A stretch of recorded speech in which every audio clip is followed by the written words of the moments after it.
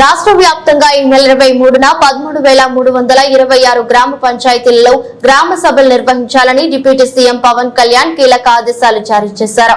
ఈ క్రమంలోనే అన్నమయ్య జిల్లా రైల్వే కోడూరు మండలం మైసూరివారిపల్లె గ్రామ సభలో పవన్ స్వయంగా పాల్గొంటానన్నారు.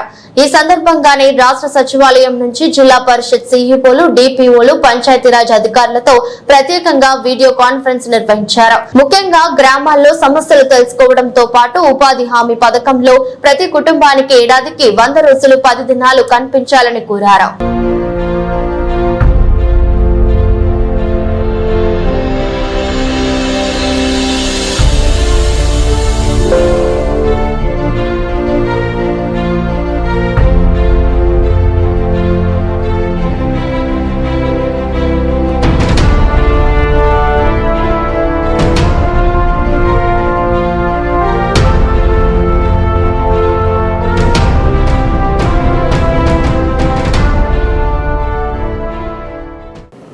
పంచాయతీరాజ్ మరియు గ్రామీణాభివృద్ధి శాఖలో రాష్ట్ర స్థాయి నుండి గ్రామ స్థాయి వరకు పనిచేస్తున్న ప్రతి ఒక్క అధికారికి హృదయపూర్వక నమస్కారాలు, శుభాకాంక్షలు. ఈ మీటింగ్లో నాతో పాటు పాల్గొంటున్న ప్రిన్సిపల్ సెక్రటరీ శ్రీ శశిభూషణ్ గారికి, పంచాయతీరాజ్ కమిషనర్ శ్రీ కృష్ణతేజ గారికి, మిగతా ఉన్నతాధికారులందరికీ కూడా నా హృదయపూర్వక నమస్కారాలు.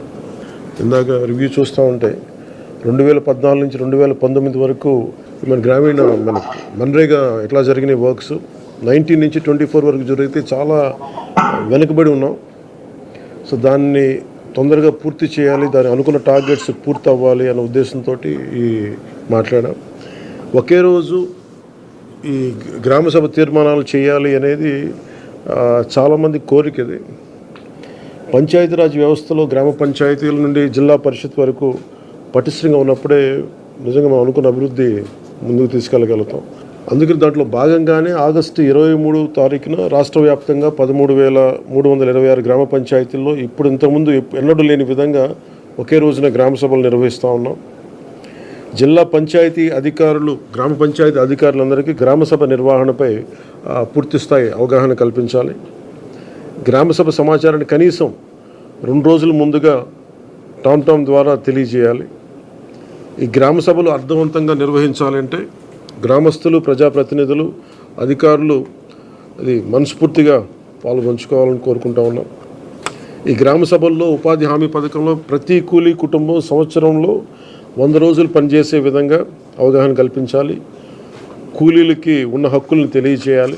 రైతులకు ఉపాధి హామీ పథకాన్ని సద్వినియోగం చేసుకోవడానికి సంబంధించిన పనుల వివరాలను గ్రామ సభల్లో ప్రతి ఒక్కరికి అర్థమయ్యే విధంగా తెలియజేయాలి. దాంట్లో ముఖ్య కీలకమైనవి మనకి దాదాపు 44 నుంచి 46 దాకా పనులు నిర్దేశింపబడ్డాయి. మీరు కొంచెం వివరంగా చూసి ఆ గ్రామాల్లో ప్రయారిటీని బట్టి ముందుకు తీసుకెళ్లవలసిందిగా కోరుకుంటా ఉన్నాం. అదేవిధంగా 24-25 ఆర్థిక సంవత్సరంలో ఉపాధి హామీ పథకంలో చేపట్టవలసిన పనుల వివరాలను గ్రామ సభలో చర్చించి గ్రామ సభ ఆమోదం తీసుకోవాలి.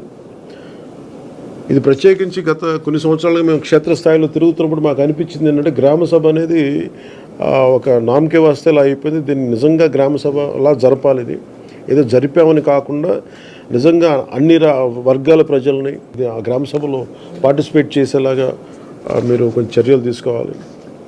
ఉపాధి హామీ పథకంలో చేపట్టే పనులు పేద కూలీలకి, రైతులకి, గ్రామానికి ఉపయోగపడే ఉత్పాదకత పెంపొందించే ఆస్తులను నిర్దేశించిన నాణ్యత ప్రమాణాల ప్రకారం పూర్తి చేయాలి. ఉపాధి హామీ పథకంలో చేపట్టే పనుల నాణ్యత విషయంలో ఎలాంటి రాజీ లేకుండా పూర్తి స్థాయి నిబద్ధతతో ప్రతి ఒక్కరు పనిచేయాలని నేను మనస్ఫూర్తిగా కోరుకుంటా ఉన్నాను.